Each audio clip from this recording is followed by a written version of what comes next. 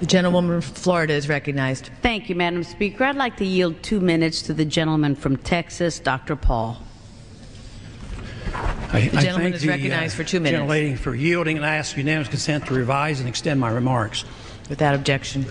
Madam Speaker, I rise in opposition to this resolution, not because I am taking sides and picking who the bad guys are and who the good guys are, but I'm looking at this more from the angle of being a United States citizen, an American, and I think resolutions like this really do us great harm.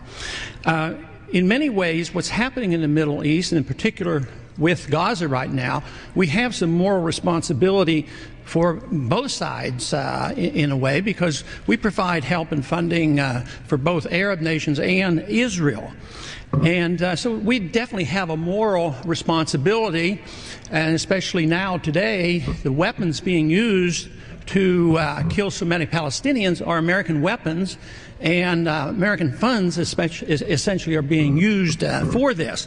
But there's a political liability which I think is something that we fail to look at, because too often there's so much blowback from our intervention in areas that we shouldn't be involved in.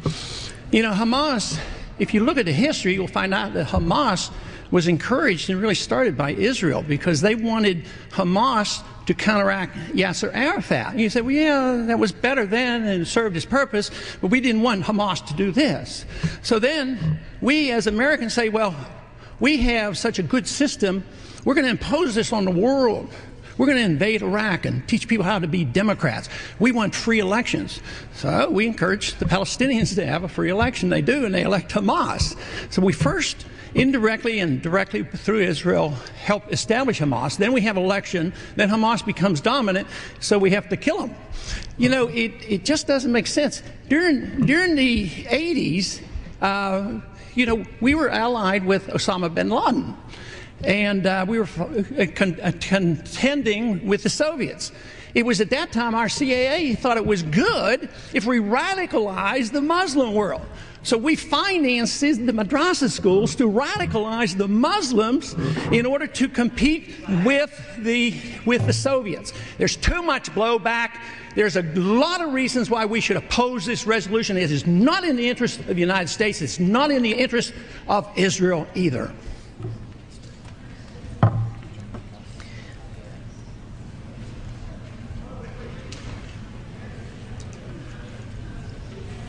If this were a dictatorship, it'd be a heck of a lot easier. Just so long as I'm the dictator.